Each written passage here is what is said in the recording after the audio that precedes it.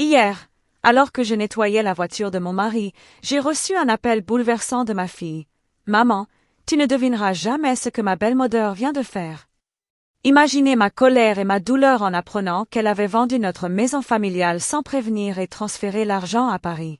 Mais j'ai découvert la vérité, et ce que j'ai décidé de faire est ma vengeance silencieuse, un secret que personne ne connaîtra jamais. Je me souviens parfaitement de ce matin-là, lorsque le soleil filtrait à travers les rideaux blancs de notre salon, créant des motifs légers sur le parquet ciré. C'était un jour comme un autre dans notre petite maison de banlieue, un endroit où chaque coin racontait une histoire de famille, chaque meuble portait la marque de notre vie commune. Mon mari, Jean, préparait son café, l'air absorbé dans son journal quotidien, tandis que ma fille, Clara, de 8 ans, s'amusait à dessiner sur le tapis coloré du salon, ses crayons éparpillés partout, laissant des traces multicolores qui semblaient raconter son imagination débordante.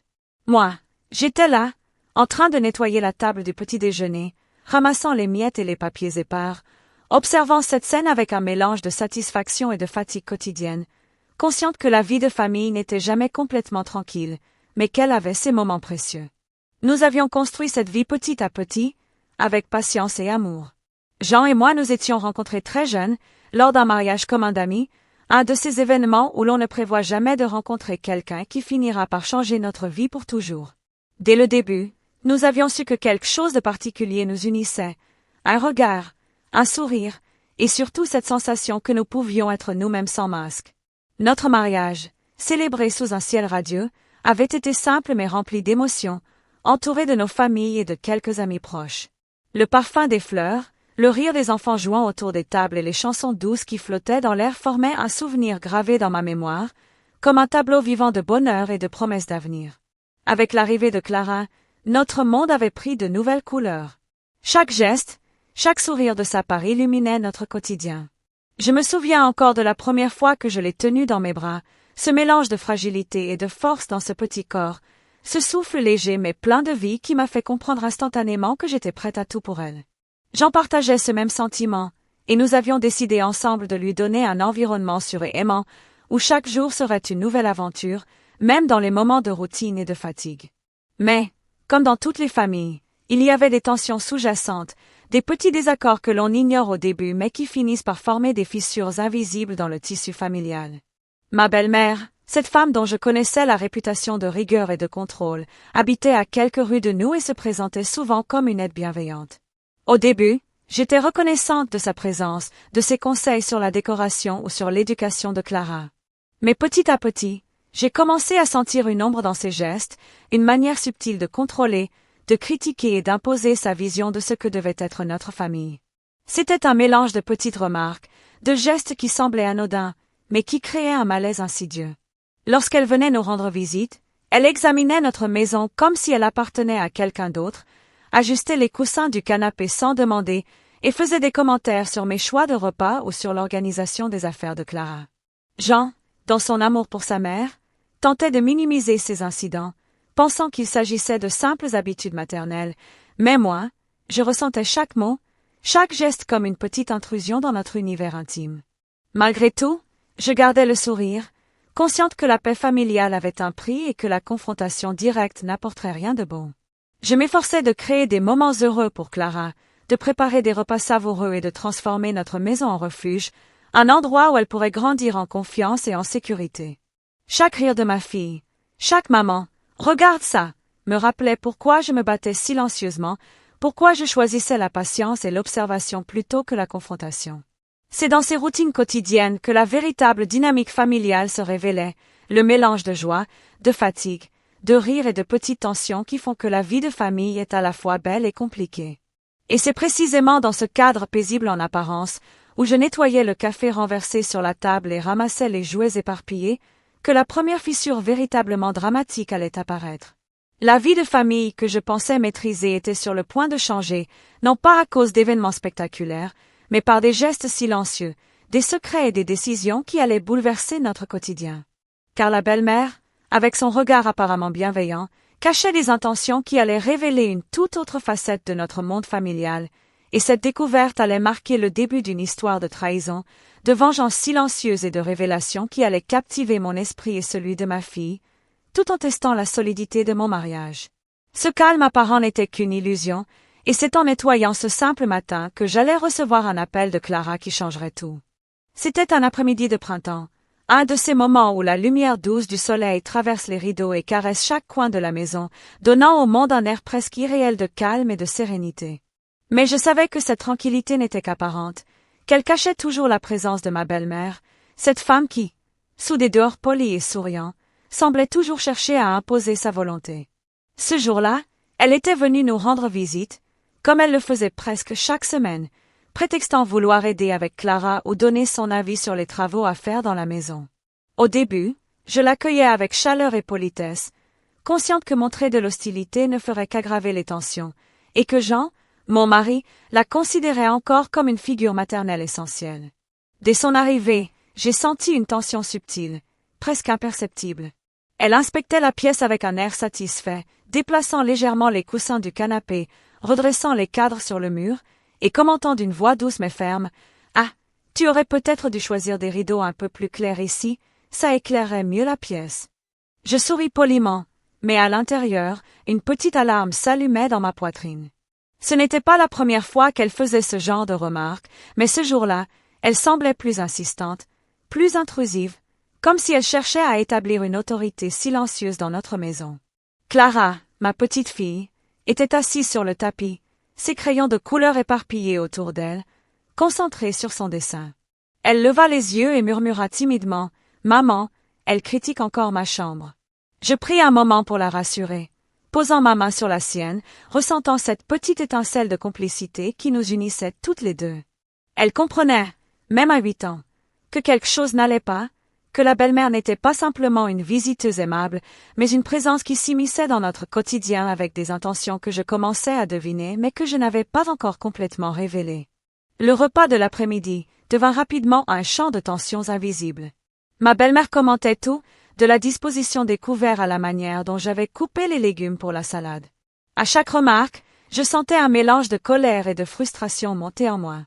Jean, comme toujours, tentait de minimiser la situation, souriant poliment et essayant de détourner la conversation vers des sujets plus légers.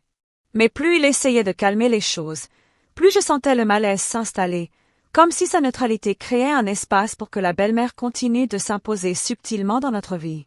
Puis vint le moment où la tension devint vraiment palpable. Clara, innocente et spontanée, montra fièrement son dessin à sa grand-mère et dit « Regarde, grand-mère, j'ai dessiné notre maison avec tout le monde dedans. » La belle-mère, au lieu de complimenter l'effort de l'enfant, fronça légèrement les sourcils et dit « les proportions ne sont pas très correctes, et je crois que tu as oublié certains détails importants. » Ma fille baissa les yeux, un mélange de confusion et de tristesse traversant son visage. Je sentis mon cœur se serrer, cette injustice me frappant de plein fouet. C'était une attaque subtile mais puissante, visant à critiquer et diminuer, même une enfant innocente, et cela me fit comprendre à quel point sa manipulation était profonde et méthodique. À cet instant précis, je réalisai que cette première tension n'était pas un simple désaccord familial, mais le signe d'un problème plus grand. La belle-mère ne cherchait pas seulement à donner son avis, elle cherchait à établir une domination silencieuse, à imposer son contrôle sur notre famille et sur ma propre autorité en tant que mère et épouse. Chaque commentaire, chaque geste apparemment anodin, avait un but, me placer dans une position de doute et de soumission. Je me rappelais alors des conseils subtils que mes amis m'avaient donnés sur la façon de gérer les belles-mères difficiles. Elles me parlaient de patience, de stratégie et de calme. Mais ce que je ressentais à ce moment précis dépassait la simple irritation.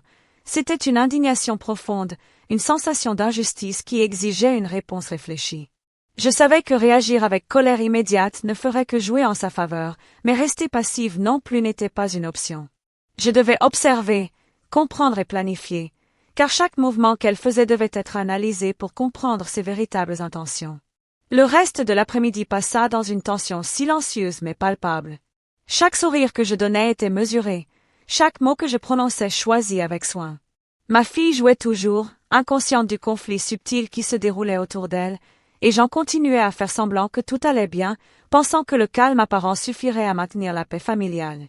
Mais je savais mieux, la paix n'était qu'une façade, et la vraie bataille, silencieuse et invisible, venait à peine de commencer. En nettoyant les miettes tombées sur le tapis après le thé, Je réfléchissais à toutes ces petites tensions accumulées depuis des semaines, des mois, peut-être même des années. Chaque intrusion, chaque remarque critique, chaque geste calculé de sa part formait un puzzle que je devais maintenant assembler. Je comprenais que cette première tension avec ma belle-mère n'était que le début, une porte entr'ouverte qui allait révéler les secrets, les trahisons et les injustices cachées derrière ses sourires polis et ses mots bien choisis. Et c'est ainsi, dans cet après-midi apparemment ordinaire, que j'ai commencé à percevoir la véritable nature de ma belle-mère, une femme qui utilisait le charme et la manipulation pour s'immiscer dans ma famille, tester mes limites et créer des divisions silencieuses. Une leçon que je n'oublierai jamais, car elle allait marquer le début d'un cheminement complexe, où patience, stratégie et vigilance allaient devenir mes alliés dans la construction d'une réponse qui ne nécessiterait pas un mot pour révéler la vérité et obtenir justice. Les journées passées, même dans le tumulte quotidien, il existe des moments de pure magie qui renforcent les liens familiaux. Pour moi, ces moments étaient surtout avec ma fille, Clara, cette petite boule d'énergie et de curiosité qui semblait toujours savoir comment alléger mes journées, en même temps détecter mes inquiétudes silencieuses. La complicité entre nous n'était pas simplement naturelle, elle s'était construite jour après jour, à travers des gestes, des regards, et surtout des secrets partagés, des petits mondes que nous avions inventés toutes les deux pour nous protéger de certaines réalités trop dures pour elles. Je me rappelle particulièrement de cet après-midi précis où cette complicité prit un nouveau sens. La belle-mère venait tout juste de partir après une visite tendue, ponctuée de critiques déguisées et de remarques silencieuses mais percutantes. Clara et moi restâmes seuls dans le salon, entourés des jouets éparpillés et des dessins colorés qui tapissaient le sol. Elle me regarda, ses grands yeux bruns pleins d'interrogation et de confiance, et dit doucement, « Maman, pourquoi grand-mère est toujours fâchée contre nous ?» Sa voix était innocente, mais je sentais l'inquiétude qu'elle portait déjà sur ses frêles épaules. Je me suis accroupie pour être à sa hauteur et lui ai pris la main, sentant sa petite paume tiède se serrer dans la mienne. « Clara, ma chérie !» lui dis-je. Certaines personnes ont du mal à comprendre comment aimer les autres. Parfois, elles veulent tout contrôler parce qu'elles pensent que c'est la seule façon de faire les choses correctement. Mais tu sais quoi? Nous avons quelque chose qu'elle ne pourra jamais nous prendre, notre complicité et notre confiance. Je voyais ses yeux s'éclairer un peu, et un sourire naquit sur ses lèvres, fragile mais sincère. C'était un moment de victoire silencieuse, un rappel que notre lien était plus fort que n'importe quelle critique ou intrusion. Nous avions développé notre propre langage secret, des petites habitudes et des gestes qui nous permettaient de communiquer même sans mots. Un simple regard ou un mouvement de tête suffisait à me prévenir qu'elle avait besoin de moi ou à me signaler qu'elle avait remarqué quelque chose que je devais savoir. Ce langage n'était pas seulement un jeu, il était notre bouclier contre les tensions de la maison et les manipulations de la belle-mère. Il m'aidait à rester consciente de tout ce qui se passait autour de nous sans jamais alarmer Clara inutilement. Je me souviens d'un autre après-midi, lorsque nous avons décidé de créer notre boîte des secrets. Nous avons pris une petite boîte en bois, que nous avons décorée avec des autocollants, des dessins et des mots doux, et nous y avons mis des notes sur nos pensées, nos observations et nos idées de plans, pour faire face aux situations difficiles.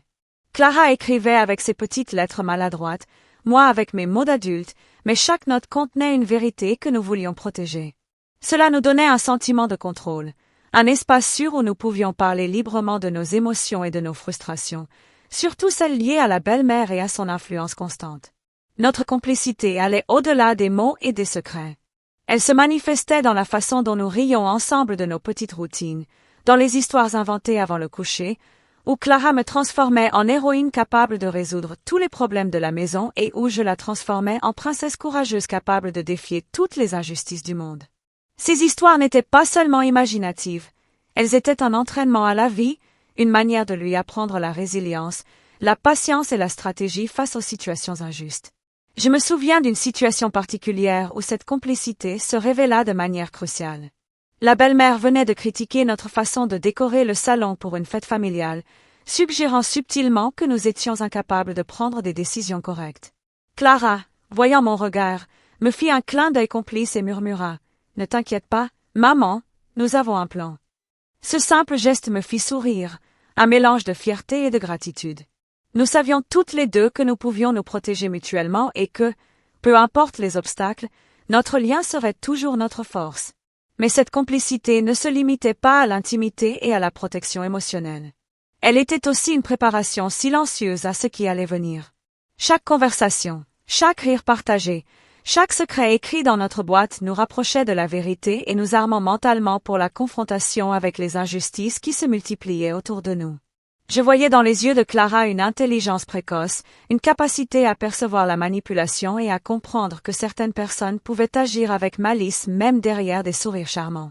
C'était une leçon que je devais lui transmettre, subtilement, sans la précipiter dans la dure réalité de la trahison, mais assez pour qu'elle comprenne que nous pouvions toujours nous défendre, même en silence. Les après-midi passaient, et chaque moment de complicité renforçait notre lien. Nous préparions ensemble des repas simples, partageant des anecdotes de la journée, riant de nos maladresses et célébrant les petites victoires. Chaque geste était chargé de sens, un sourire échangé, un mot doux, un encouragement silencieux. Et au fur et à mesure, Clara et moi devenions une équipe silencieuse mais invincible, prête à affronter toute tentative d'intimidation ou de contrôle, surtout de la part de cette belle-mère qui, à notre insu, préparait ses propres stratégies. Cette complicité allait devenir la pierre angulaire de la suite de l'histoire. Car lorsque la vraie trahison se révélerait, lorsque les secrets et les manipulations atteindraient leur apogée, Clara et moi serions prêtes.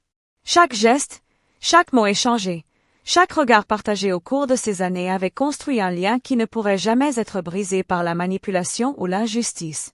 Nous avions appris, ensemble, que la force résidait dans l'unité, la confiance et la patience. Et c'est dans cette complicité silencieuse mais puissante que je trouvais le courage de continuer, de planifier et de protéger ma famille, tout en attendant le moment exact pour que la vérité éclate. Le mariage de ma cousine avait été annoncé depuis des mois, et nous étions tous impatients de célébrer cet événement joyeux qui rassemblait la famille, les amis et les proches.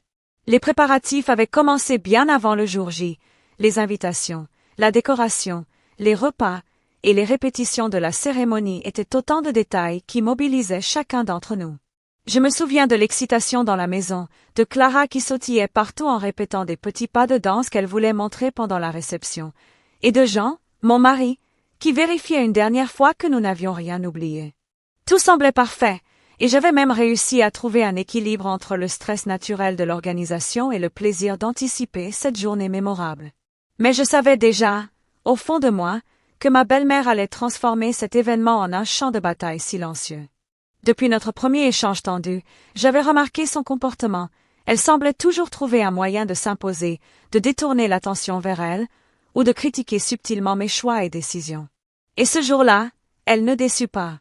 Dès notre arrivée à la cérémonie, elle commença à s'immiscer dans chaque détail. Les fleurs sur les tables? Trop roses, vous auriez dû choisir un ton plus doux. Le placement des invités? Oh, ce couple devrait être plus proche de la famille. Les choix musicaux? La valse aurait dû être plus classique. Chaque remarque, formulée avec un sourire poli, était en réalité une attaque voilée contre mes capacités et ma place au sein de la famille. Je tentais de garder mon calme. Je savais que toute réaction excessive de ma part ne ferait que la satisfaire et lui donner plus de contrôle. Mais à chaque fois qu'elle parlait, je sentais une colère silencieuse monter, une frustration qui se mélangeait à la honte et à la peur de voir Clara être influencée ou blessée par ses paroles. Ma fille, observant la scène avec ses yeux grands ouverts, comprenait instinctivement que quelque chose n'allait pas. Elle me serra la main sous la table, et je compris qu'elle était prête à me soutenir dans cette tempête silencieuse, tout comme nous l'avions fait dans nos moments de complicité à la maison. Lorsque la cérémonie commença, je remarquai que ma belle-mère essayait de monopoliser l'attention des invités. Elle commentait bruyamment les préparatifs, intervenait dans les conversations, et faisait des remarques sur les tenues des autres membres de la famille. J'en semblais pris entre deux feux. Il voulait respecter sa mère, mais je voyais qu'il commençait à réaliser que ses interventions devenaient gênantes et déplacées. Je pris une profonde inspiration et décidai de rester concentré sur Clara et sur le but de cette journée, profiter de chaque instant malgré les perturbations extérieures. Le véritable bouleversement survint lors du repas. Ma belle-mère s'installa à notre table, à côté de moi, et commença à critiquer subtilement mon organisation. Vous auriez dû mettre les entrées différemment, ça aurait été plus pratique. Elle ponctuait chaque phrase d'un sourire poli, mais je voyais à travers cette façade. Chaque mot était une tentative de me diminuer, de remettre en question mon rôle dans la famille et ma capacité à prendre des décisions. Clara, à mes côtés, me regardait, et je sentis une tension silencieuse s'installer entre nous trois, Elle savait que je devais agir avec prudence, mais je pouvais sentir sa frustration et son incompréhension face à ces attaques injustes. Pendant ce temps, d'autres invités commençaient à remarquer les interventions répétitives de ma belle-mère. Certains échangèrent des regards inquiets ou intrigués, tandis que d'autres tentaient de détourner poliment l'attention. Chaque commentaire de sa part semblait calculé pour provoquer une réaction, pour créer un malaise, pour attirer les regards sur elle et non sur la célébration de l'amour qui réunissait tous ces gens. Je me suis alors souvenu de toutes les fois où elle avait essayé de contrôler nos vies, de nous faire sentir inférieurs, de nous imposer ses opinions comme des vérités incontestables. Aujourd'hui, dans ce contexte festif, je comprenais qu'elle voulait reproduire ce schéma mais à plus grande échelle, devant une audience attentive. Mais ce mariage bouleversé n'était pas seulement un test pour moi, c'était un test pour Clara. Je la voyais observer attentivement les comportements, analyser les paroles, et apprendre sans le savoir comment se protéger et identifier les manipulations. Je savais que ces moments, bien que difficiles et frustrants, allaient renforcer notre complicité et notre capacité à faire face aux injustices silencieuses. Je lui souris, lui chuchotant, « Ignore, ma chérie, nous savons la vérité. » Ce simple geste, ce murmure, était suffisant pour qu'elle comprenne que nous étions unis et prêts à surmonter les obstacles. La tension atteignit son apogée lors de la danse. La belle-mère, essayant de se placer au centre de l'attention, intervint dans le choix de la musique, critiquant la valse préparée et suggérant des changements qui perturbaient la chorégraphie soigneusement répétée par le couple de mariés. J'ai alors pris la décision de rester calme, de sourire et de suivre le mouvement, mais intérieurement, je sentais une énergie croissante, une volonté silencieuse de montrer que sa manipulation ne réussirait pas. Chaque regard échangé avec Clara, chaque sourire discret que nous partagions, renforçait notre détermination. Et puis vint le moment du toast. Ma belle-mère tenta de monopoliser la parole, parlant longuement et subtilement critiquant certaines décisions familiales. Mais cette fois, le reste de la famille commença à apercevoir la nature de ces interventions. Les regards se tournèrent vers elle, certains fronçant les sourcils, d'autres esquissant des sourires compréhensifs. J'ai senti une vague de satisfaction silencieuse, sa tentative de contrôle public commençait à échouer. Nous avions attendu ce moment, préparé notre réponse silencieuse et observé attentivement chaque geste, chaque mot, pour comprendre comment elle opérait. À la fin de la soirée, lorsque nous quittâmes le lieu de la réception, je pris Clara dans mes bras et lui murmurai « Vois-tu, ma chérie, même dans le chaos, nous pouvons garder notre calme et notre dignité. » Elle sourit, fatiguée mais heureuse, et je compris que cette épreuve du mariage bouleversé nous avait non seulement rapprochés, mais aussi armés pour les véritables batailles à venir.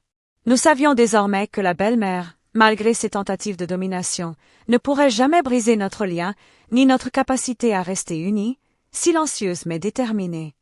Et, je vérifie juste, suivez-vous toujours la chaîne? Assurez-vous de ne pas manquer la suite de cette histoire. Tout commença un après-midi banal, un de ces jours où le temps semble s'écouler lentement, sans que l'on se doute qu'une révélation va bouleverser toute la dynamique familiale. J'étais seule dans le salon, Clara jouait tranquillement sur le tapis avec ses poupées et crayons éparpillés autour d'elle, et Jean était sorti pour une course rapide. Le calme apparent de cette journée me permit de respirer et d'observer, comme souvent, les petits détails qui échappaient aux autres. Je rangeais des papiers et des magazines quand, par hasard, mes yeux tombèrent sur une pile de documents que ma belle-mère avait laissés dans un coin de la bibliothèque. Je n'avais jamais vraiment fouillé dans ses affaires, mais quelque chose me poussa ce jour-là à jeter un coup d'œil plus attentif. En ouvrant le premier dossier, je fus frappé par un mélange de confusion et de suspicion. Il s'agissait de documents officiels concernant notre maison familiale, ce que nous pensions être en sécurité et sous notre contrôle. En feuilletant les pages, mon cœur se serra. Les signatures, les dates, les transactions bancaires, tout indiquait que ma belle-mère avait pris des décisions importantes, des décisions que nous n'avions jamais approuvées, et qu'elle avait agi seule, sans nous consulter, en transférant des fonds considérables vers un compte à Paris. Mon esprit se mit à tourner à toute vitesse. Comment avait-elle pu faire cela? Depuis combien de temps préparait-elle cette trahison? Et surtout, pourquoi? Je me souviens de la sensation étrange qui m'envahit à ce moment-là, une colère glaciale mêlée à une peur sourde. La belle-mère, que nous avions tous considérée comme une personne aimante et protectrice, n'était en réalité qu'une manipulatrice rusée et calculatrice. Chaque sourire, chaque mot gentil cachait une stratégie, une manière de s'emparer de ce qui nous appartenait de droit. Clara, absorbée par son dessein, ne se doutait de rien, mais je savais que cette découverte allait changer notre quotidien à jamais. Je pris un instant pour respirer profondément, pour calmer mon cœur qui battait à tout rompre. Chaque détail que je lisais renforçait ma conviction que nous avions été trahis. Les factures, les relevés, les lettres, tout indiquait qu'elle avait planifié minutieusement ce transfert, en prenant soin de ne laisser aucune trace de ses intentions. Mais malgré cette habileté apparente, elle avait commis l'erreur de laisser ses documents à portée de main, comme si le destin voulait que la vérité éclate au moment où nous serions prêts à la découvrir. Alors que je continuais à examiner les papiers, je ressentis un mélange de sentiments, indignation, injustice, mais aussi une étincelle de satisfaction. Je réalisais que cette trahison, bien que profonde, me donnait enfin la clé pour préparer ma vengeance silencieuse. La colère seule ne suffirait pas, il fallait stratégie, patience et précision. Chaque document que je lisais devenait un outil pour comprendre ses mouvements, anticiper ses actions. Surtout, préparer le moment exact où sa duplicité serait révélée à tous. Clara s'approcha de moi, intriguée par mon silence et mon expression concentrée. « Maman, qu'est-ce que tu fais ?» demanda-t-elle innocemment. Je pris sa main et lui souris, cachant le poids de ma découverte. « Rien, ma chérie, juste un peu de rangement. » Mais dans mon esprit, je planifiais déjà les étapes suivantes.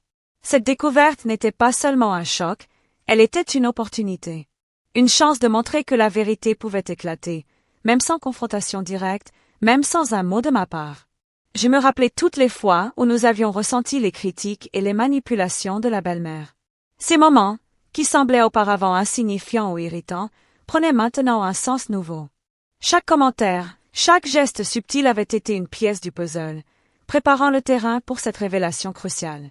La trahison n'était pas seulement financière, elle était symbolique, une violation de la confiance et de l'intimité familiale, une attaque contre notre stabilité et notre unité. Je décidai alors de garder le secret pour le moment. La révélation immédiate aurait provoqué chaos et confrontation, et ce n'était pas mon but. Je devais observer, planifier, attendre le moment parfait où la vérité éclaterait avec force, impact et justice. Clara et moi avions notre complicité, notre lien indestructible, et nous étions désormais armés pour affronter cette situation. Chaque sourire échangé, chaque regard complice renforçait ma détermination. La vengeance, même silencieuse, serait implacable et inévitable. En rangeant les documents à leur place, je sentis un frisson parcourir mon échine. La belle-mère ne se doutait de rien. Pour elle, tout semblait normal, mais dans mon esprit, je voyais déjà la chaîne de conséquences qui allait suivre. Chaque mouvement qu'elle avait fait, chaque manipulation qu'elle avait tentée, chaque sourire poli et fin allait être retourné contre elle, mais à ma manière, subtile et calculée.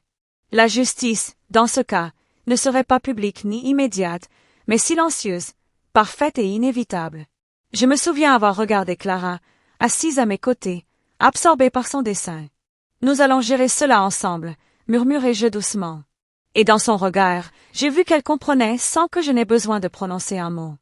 Nous étions prêtes à protéger ce qui nous appartenait, prêtes à préserver notre complicité, et surtout, prêtes à faire en sorte que la vérité éclate, de la manière la plus silencieuse mais la plus efficace possible. C'était un moment pivot, un instant où la vie familiale telle que nous la connaissions allait basculer. La belle-mère, sans le savoir, venait de révéler ses cartes, et nous avions désormais tous les éléments pour transformer cette découverte en une stratégie de vengeance parfaite. Le calme du salon, le soleil qui filtrait à travers les rideaux, le rire innocent de ma fille, tout cela contrastait avec la gravité de la vérité que je venais de découvrir. Et c'est précisément dans ce contraste que naquit mon plan, celui qui allait changer notre vie familiale à jamais, sans qu'aucun mot ne soit nécessaire pour atteindre la justice. Le soir où j'ai découvert le secret de ma belle-mère restera gravé à jamais dans ma mémoire. C'était un de ces soirs où la maison semble étrangement silencieuse, comme si elle elle-même retenait son souffle, anticipant la tempête qui venait de se lever dans mon esprit. Clara était déjà couchée, bercée par les petites histoires que je lui avais racontées plus tôt, son souffle régulier me rassurant autant qu'il m'attristait. Jean était encore au travail, absorbé par un projet urgent qu'il devait terminer avant la fin de la semaine. Ce calme trompeur contrastait violemment avec le tumulte intérieur qui m'habitait. Je me retrouvais seule dans le salon, les documents étalés sur la table basse, et pour la première fois depuis longtemps, je laissais ma colère et ma douleur s'exprimer librement. Chaque ligne que je relisais, chaque transaction bancaire et chaque signature me faisait ressentir l'ampleur de la trahison. La femme que nous avions accueillie avec respect et affection, celle qui se disait protectrice de notre famille, avait agi en cachette pour s'approprier ce qui nous appartenait de droit. Mon cœur se serra, un mélange d'incrédulité et de rage silencieuse m'envahit. Comment pouvait-on trahir de cette manière, avec un tel cynisme et une telle froideur, tout en affichant des sourires et des paroles bienveillantes? Les sentiments se mêlaient en moi, la douleur de l'injustice, la colère de l'humiliation, mais aussi une peur sourde de ce que ces actions pourraient entraîner pour notre famille.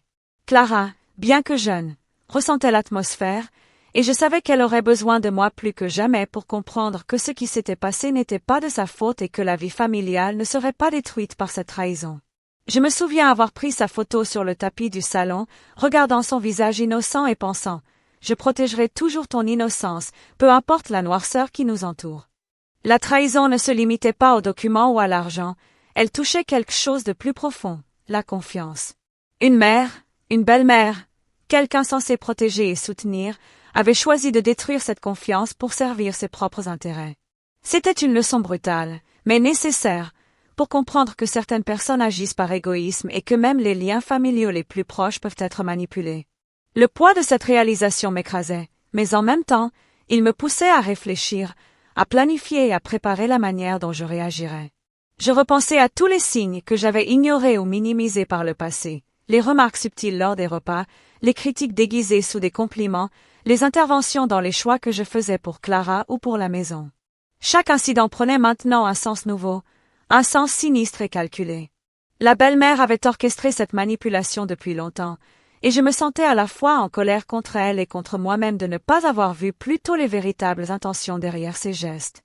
Dans cette douleur, je ressentis également une colère intense, une énergie presque palpable qui me poussait à ne pas rester passive.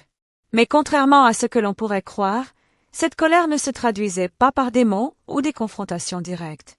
Non, elle se transformait en stratégie silencieuse, en planification méthodique.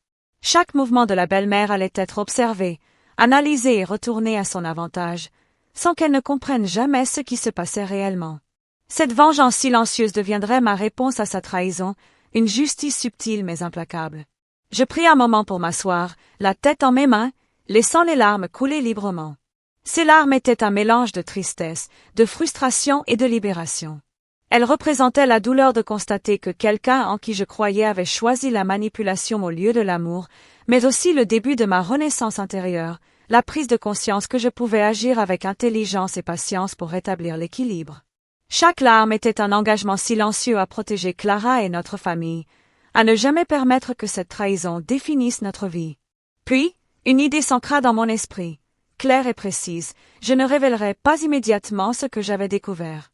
La confrontation directe aurait été trop dangereuse, trop risquée, et aurait pu déclencher des conflits irréparables. Non, je devais attendre le moment parfait, celui où la vérité éclaterait avec force et précision, quand chaque geste de la belle-mère serait retourné contre elle de manière implacable. Ce plan silencieux serait ma vengeance, mais aussi la réparation de la douleur et de l'injustice qu'elle avait causée. Je me levai et commençai à ranger les documents, mais cette fois avec une détermination renouvelée. Chaque papier que je manipulais devenait un outil, chaque détail un indice pour préparer le futur. Clara entra dans le salon, me voyant concentrée et pensive. « Maman, est-ce que tout va bien ?» demanda-t-elle, l'inquiétude perçant dans sa voix. Je la pris dans mes bras et lui murmurai « Oui, ma chérie. Tout ira bien. Nous allons gérer cela ensemble. » Dans son regard, je vis qu'elle comprenait, sans que je n'aie besoin de lui révéler l'ampleur de la trahison, que nous étions prêts à affronter ce qui allait arriver. Cette nuit-là, en me couchant, je réfléchis à la douleur et à la trahison que j'avais ressentie. Mais je compris aussi quelque chose d'important. Cette douleur pouvait se transformer en force. Chaque larme versée, chaque moment de frustration, chaque injustice subie devenait un moteur pour préparer notre réponse, pour protéger notre famille et pour garantir que la vérité éclaterait, sans qu'un mot ne soit nécessaire. Et ainsi, dans le silence de cette maison apparemment tranquille, je pris la première décision consciente de ma vengeance silencieuse. La belle-mère, avec toute son arrogance et sa manipulation, ne se doutait de rien. Mais moi, armé de la vérité et de la patience, Je savais que le moment viendrait où chaque action serait révélée, chaque sourire factice exposé, et que la justice, même silencieuse, serait enfin accomplie. La douleur et la trahison avaient créé un chemin vers la force, la stratégie et l'inévitabilité de la vengeance, et ce chemin ne faisait que commencer. Après les nuits blanches et les larmes, la colère qui bouillonnait en moi se transforma en quelque chose de plus froid, de plus précis, un plan silencieux. Ce n'était pas une vengeance brutale, criée ou spectaculaire, je voulais que tout se déroule comme une pièce parfaitement réglée, sans cri, sans scène, sans donner à la belle-mère la moindre occasion de jouer la victime. Ma vengeance serait discrète, implacable, et surtout, efficace, une justice rendue sans un mot, uniquement par la vérité que je laisserais émerger au bon moment. La première règle que je m'imposais était simple, observer sans alerter. Il fallait que je comprenne exactement comment elle travaillait, quelles étaient ses habitudes, ses faiblesses, à qui elle parlait et à quel moment. J'appris à écouter les silences, à noter les gestes, à repérer les petits mensonges dans ses phrases mielleuses. Chaque détail devenait une pièce du puzzle. Où elle allait les samedis matins? Avec qui elle déjeunait? Qui étaient ses complices? Même involontaires, cousins, anciens voisins, notaires? Ces informations, discrètement recueillies, me permettraient d'anticiper ses mouvements et d'enrober ma stratégie d'une légitimité tranquille. Ensuite, je fis le pari de la patience. La belle-mère aimait l'immédiateté. Elle voulait briller tout de suite, récolter les regards, imposer son avis. Moi, j'ai tendrise. Je plantais des graines subtiles. Un mot laissé là, une question adressée à une bonne personne au bon moment, un document que je plaçais ostensiblement pour être trouvé, par hasard.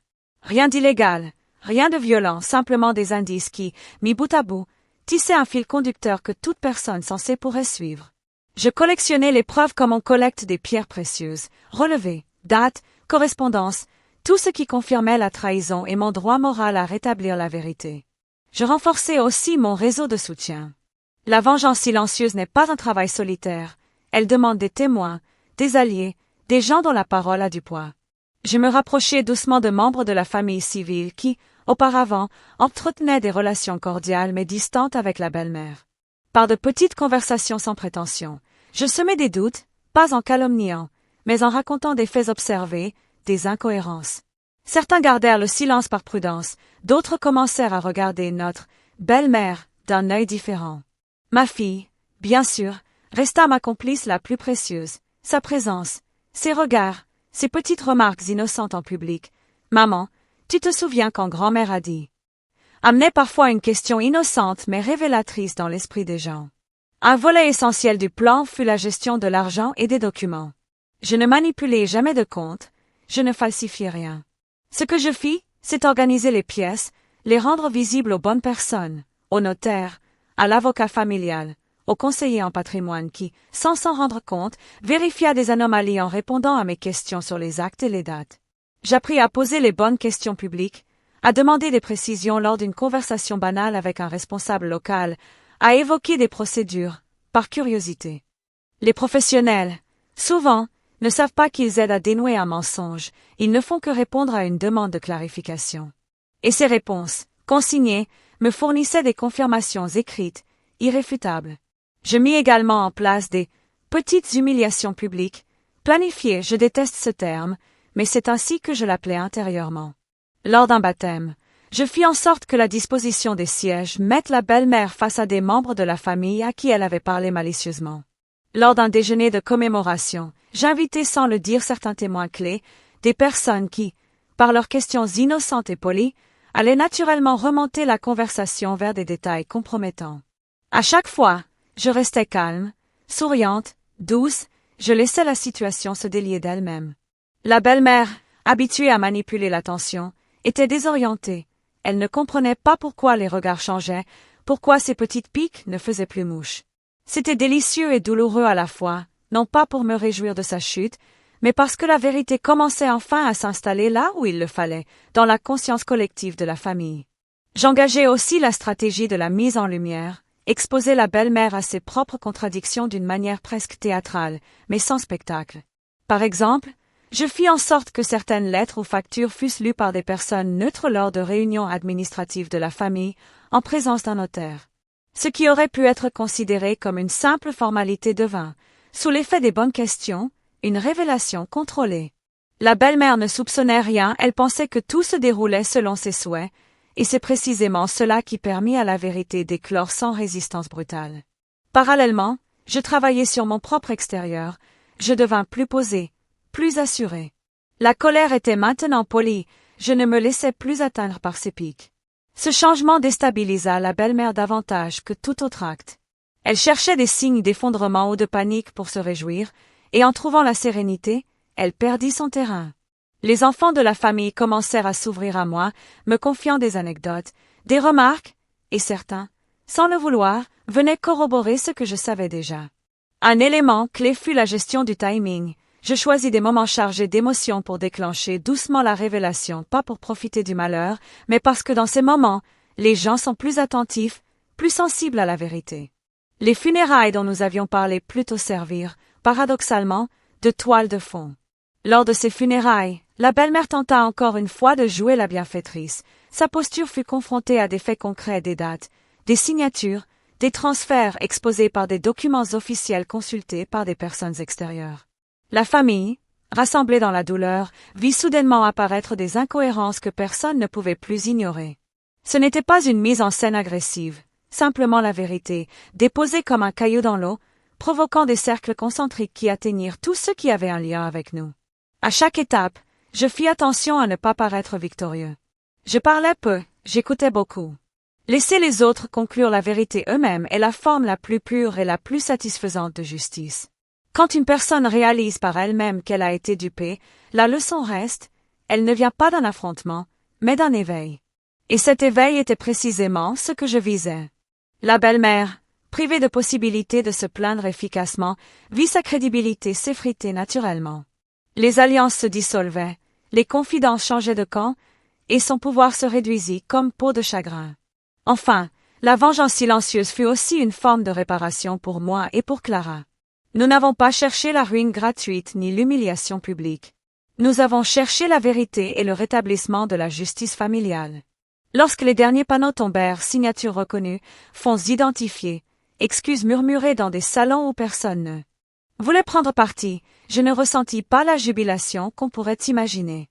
Il y eut plutôt un profond soulagement, une sorte d'apaisement intérieur, la certitude que nous avions agi avec dignité, que la vérité s'était imposée sans violence, que notre silence avait été plus fort que n'importe quel cri. Le plan s'acheva non par un acte spectaculaire, mais par un retournement calme, la famille qui reprenait ses marques, la bonne foi retrouvée de ceux qui nous entouraient, et la belle-mère privée de l'aura qui l'avait soutenue pendant si longtemps. Ma vengeance avait respecté une règle essentielle, elle n'a pas déshonoré la maison, elle l'a protégée. Et dans le silence qui suivit, je compris que parfois, la meilleure réponse n'est pas celle qui se crie, mais celle qui s'impose lentement, irréfutablement, par la force tranquille de la vérité. La manipulation subtile est un art, pensée et exécutée avec une précision presque imperceptible. Ma belle-mère, depuis des années, avait perfectionné cette capacité. Elle n'élevait jamais la voix, ne criait jamais, ne commettait jamais d'erreurs flagrantes. Au lieu de cela, elle agissait avec des gestes mesurés, des sourires calculés et des remarques à peine audibles, mais suffisamment efficaces pour semer le doute et la confusion dans l'esprit de ceux qui l'entouraient. Ce n'était pas une force brute, c'était une stratégie psychologique, une architecture invisible qui détruisait lentement la confiance, la sécurité et l'unité de la famille. Tout commença par des détails presque insignifiants, des compliments ambigus qui cachaient des critiques, des invitations apparemment gentilles qui servaient en réalité à observer ou contrôler les comportements, et des interventions discrètes dans nos décisions quotidiennes. Elle savait exactement comment placer ses mots, exactement où pointer ses remarques pour que je les interprète comme un conseil utile alors qu'il s'agissait d'une critique voilée. Je repensais à chaque repas de famille, chaque conversation anodine au téléphone ou lors de visites, et je commençais enfin à déchiffrer le motif sous-jacent de son comportement.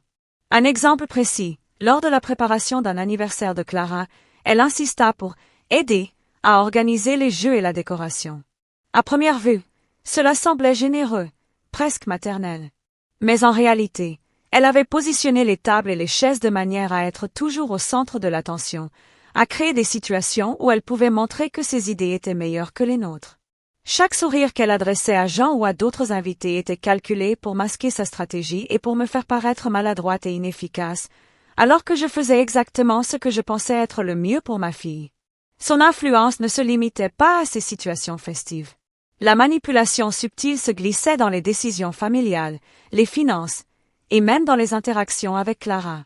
Elle savait comment obtenir des informations sans poser de questions directes, simplement en commentant, en suggérant ou en observant. Ces remarques étaient comme des aiguilles invisibles plantées dans nos esprits, nous poussant doucement vers l'incertitude, la dépendance ou la culpabilité. Tu sais, si tu avais fait ça différemment. Ou, je ne sais pas pourquoi tu choisis toujours cette option. Ces mots, murmurés avec douceur, avaient un effet bien plus déstabilisant qu'une confrontation bruyante. Je commençais à noter ses comportements, à analyser chaque mouvement et chaque phrase. La manipulation subtile de ma belle-mère suivait un schéma précis, presque ritualisé. Elle évaluait nos réactions, ajustait ses propos en fonction de nos émotions, et choisissait ses batailles avec soin pour maximiser son contrôle tout en minimisant le risque d'être découverte. Cette précision me fascinait autant qu'elle m'effrayait. Elle avait appris à jouer avec nos esprits comme un maître d'échecs, anticipant nos mouvements avant même que nous y pensions. Clara, en observant cette dynamique, commença à développer une compréhension intuitive de ses comportements. Je voyais dans ses yeux cette lucidité naissante, cette capacité à discerner les intentions cachées derrière les sourires et les mots. C'était un apprentissage silencieux mais crucial. Ensemble, nous commencions à construire des défenses contre cette influence, un langage subtil de regards et de gestes qui nous permettait de rester synchronisés et conscients des stratégies de la belle-mère, tout en maintenant les apparences devant elle. La manipulation subtile n'était pas seulement dirigée vers moi ou Clara, elle avait également un impact sur Jean. Je remarquais comment il hésitait parfois, doutait de ses décisions ou cherchait implicitement son approbation. Ma belle-mère utilisait sa relation avec lui pour maintenir un certain contrôle indirect sur toute la famille. Chaque hésitation de sa part renforçait son influence et semait la confusion au sein de notre foyer. Mais ce que la belle-mère ignorait, c'est que ces manipulations étaient désormais analysées et documentées. Chaque action, chaque mot, chaque geste était enregistré dans mon esprit et dans mes notes, prêt à être retourné à son avantage au moment opportun.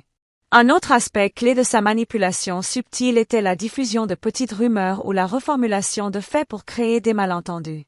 Des conversations innocentes étaient déformées, des détails oubliés ou exagérés, tout pour orienter notre perception. Je compris que ce n'était pas une simple question de contrôle immédiat, mais une tentative de remodeler notre mémoire et notre interprétation des événements pour que nous doutions de nous-mêmes et dépendions de ces jugements. C'était insidieux, presque imperceptible, mais extrêmement efficace si on ne s'y préparait pas. Je commençais à réagir différemment. Plutôt que de répondre impulsivement, je pratiquais la patience et l'observation. Chaque geste de la belle-mère devenait un indicateur, chaque sourire, une hypothèse à tester. Je laissais les situations se dérouler, notant les motifs récurrents, construisant un plan de contre-stratégie basé sur l'anticipation et la préparation. L'idée n'était pas de confronter ou d'attaquer, mais de laisser sa propre manipulation se retourner contre elle, de manière calme et implacable. À travers tout cela, la complicité avec Clara se renforçait. Ensemble, nous développions un système silencieux pour identifier et contrer la manipulation. Un simple regard ou un mot chuchoté suffisait pour indiquer que nous avions compris ses intentions et que nous n'allions pas tomber dans le piège. Cette collaboration secrète devint notre arme la plus puissante, la seule capable de protéger notre famille et de préparer la vérité à éclater, au moment parfait. Le point culminant de cette manipulation subtile se révéla lors d'un dîner de famille où la belle-mère tenta de discréditer une décision que j'avais prise pour Clara. Elle usa de ses techniques habituelles. Sourire doux, questions apparemment innocentes, remarques ambiguës. Mais cette fois, je restais calme, je laissais parler les faits et j'observais les réactions de la famille. Les pièces du puzzle étaient en place, et ses gestes, bien que délicats, se retournèrent contre elle. Les invités commencèrent à remarquer les contradictions, les incohérences, et la vérité se fraya un chemin sans que je n'aie besoin de prononcer un mot. Ainsi, la manipulation subtile, qui avait longtemps été son outil le plus puissant, devint finalement sa faiblesse. Par mon observation, ma patience et ma stratégie silencieuse, je transformai chaque tentative de contrôle en une preuve irréfutable de sa duplicité. Et c'est dans ce processus que je compris une chose essentielle. La véritable puissance ne réside pas dans la manipulation, mais dans la capacité à rester calme, à observer et à utiliser la vérité comme arme silencieuse mais imparable. Si cela vous a choqué, likez. Et dites-moi dans les commentaires, que feriez-vous si vous étiez à sa place? Je lirai et répondrai à tout le monde. La chute de ma belle-mère ne fut pas soudaine. Elle se manifesta d'abord à travers des signes subtils, presque imperceptibles pour ceux qui ne savaient pas observer. Mais pour moi, chaque détail, chaque inflexion dans sa voix, chaque geste, chaque regard trahissait le début de la fin de son contrôle sur notre famille. Pendant des années, elle avait orchestré ces manipulations avec une précision chirurgicale, usant de sourires, de compliments ambigus et de remarques polies pour maintenir son pouvoir et influencer les autres. Pourtant, la mécanique de sa domination, aussi sophistiquée fut-elle, montrait désormais des failles que je n'avais jamais pu exploiter auparavant. Tout commença lors d'un déjeuner de famille. Les invités, dont certains étaient restés neutres pendant longtemps, commençaient à percevoir des incohérences dans ses paroles et ses gestes. Ma belle-mère, habituée à être la voix dominante, tenta de monopoliser la conversation, mais cette fois, ses interventions furent accueillies par des regards surpris, des froncements de sourcils, et même des silences gênés. Une phrase anodine de sa part, destinée à critiquer subtilement un choix que j'avais fait pour Clara, provoqua un murmure de désaccord parmi les convives. Je vis alors un instant de confusion passer sur son visage, le début de sa chute. Son contrôle, qu'elle croyait absolu, commençait à se fissurer. Un autre signe fut son impatience inhabituelle. Normalement patiente et calculatrice, elle commença à montrer des signes de frustration. Tapotements nerveux sur la table, respiration irrégulière, sourire forcé qui ne réussissait plus à masquer la tension intérieure. Ces micro-signaux, invisibles pour la plupart des invités, étaient pour moi autant de confirmation que le plan silencieux que j'avais mis en place fonctionnait. Chaque mouvement qu'elle faisait, chaque mot prononcé, devenait une pièce du puzzle de sa défaite, préparée minutieusement sans qu'elle ne soupçonne rien. Je remarquai également une confusion croissante dans ses tentatives de manipulation. Lorsqu'elle essayait d'influencer Jean ou d'autres membres de la famille, ses arguments devenaient répétitifs et contradictoires. Au lieu de contrôler la perception des autres, elle créait de la méfiance et du doute. Des détails que nous connaissions depuis longtemps, des transactions financières, des choix dans la maison familiale, des arrangements avec des proches, réapparaissaient dans les conversations avec des informations nouvelles, apportées subtilement par moi ou par d'autres membres de la famille. La belle-mère, incapable de suivre toutes les corrections et mise en évidence des vérités, montrait une hésitation inhabituelle, un début de perte de maîtrise. Un signe majeur de sa chute se manifesta lors d'une réunion de famille concernant l'héritage. Elle tenta de monopoliser les discussions, de présenter des faits selon son interprétation, mais cette fois, les documents officiels que j'avais préparés et les observations recueillies au fil des mois parlèrent d'eux-mêmes.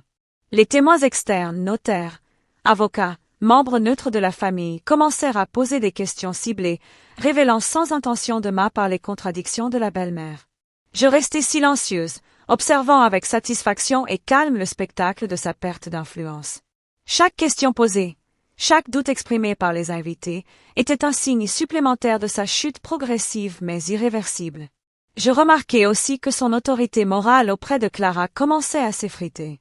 Alors qu'elle essayait de donner des conseils ou de corriger certains comportements de ma fille, je vis que Clara, avec ses yeux vifs et sa compréhension intuitive, commençait à douter, à questionner, et parfois même à ignorer ses instructions subtiles.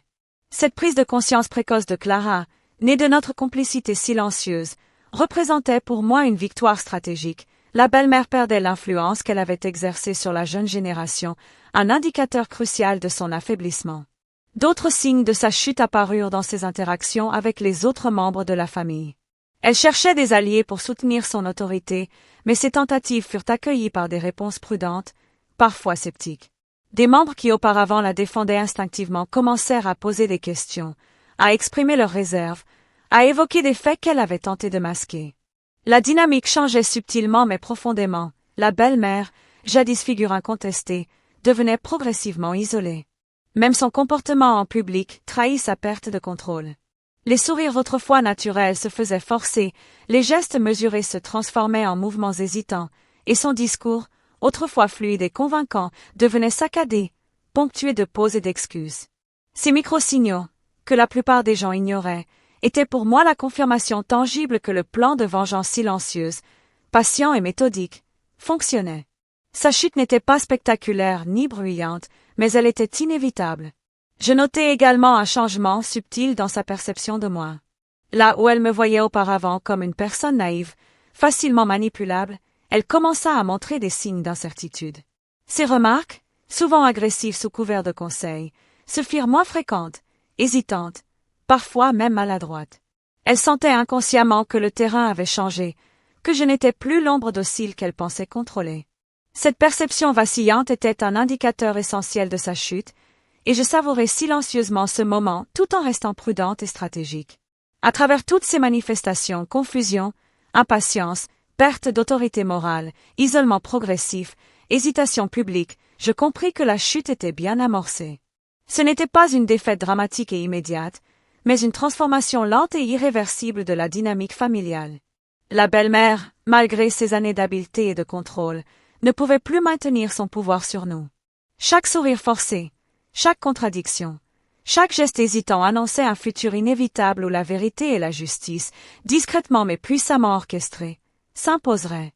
Ce processus, bien que lent, me permit de préparer l'étape suivante, la confrontation silencieuse. Les signes de la chute étaient évidents pour moi, mais pour elle, tout restait voilé sous l'apparence de normalité. Et c'est précisément dans cette normalité trompeuse que la victoire finale prendrait forme. La belle-mère tombait progressivement dans ses propres pièges, sans même s'en apercevoir, tandis que je restais l'observatrice calme et préparée, prête à transformer ces signes en preuves irréfutables de sa duplicité. L'implication de ma belle-fille dans ce jeu complexe de tensions familiales et de manipulation fut, paradoxalement, l'élément déclencheur de nombreux changements.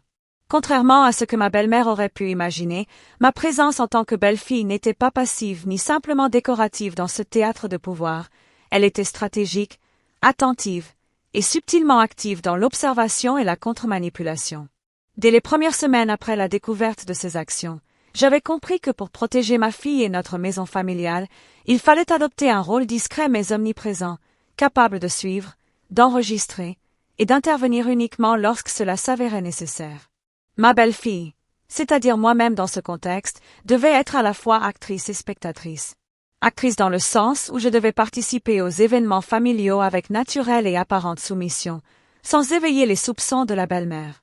Spectatrice dans le sens où chaque geste, chaque mot, chaque regard de ma belle-mère était analysé, interprété et consigné mentalement comme une pièce d'un puzzle plus large. Cette dualité imposait une discipline extrême. Je devais rester calme, cordiale, presque neutre en surface, tout en cultivant une vigilance intérieure permanente. Chaque interaction avec ma belle-mère devint un terrain d'observation. Lorsqu'elle commentait mes décisions parentales concernant Clara, je notais non seulement ses mots, mais également ses intonations, ses micro-expressions et les réactions implicites des autres membres de la famille. Ses critiques voilées, ses conseils déguisés en bienveillance devinrent des indicateurs précieux sur ses stratégies, ses intentions et ses points faibles. Ce processus exigeait patience, mémoire et discernement. Je devais décoder la manipulation, identifier ses schémas répétitifs et anticiper ses mouvements futurs, tout en gardant mon calme et en évitant de révéler la moindre trace de ma compréhension de ses manœuvres. Un aspect crucial de mon implication était l'alliance silencieuse que j'entretenais avec Clara. Ma fille, innocente mais perspicace, comprenait progressivement que les paroles de sa grand-mère n'étaient pas toujours bienveillantes et que certaines actions devaient être observées avec attention.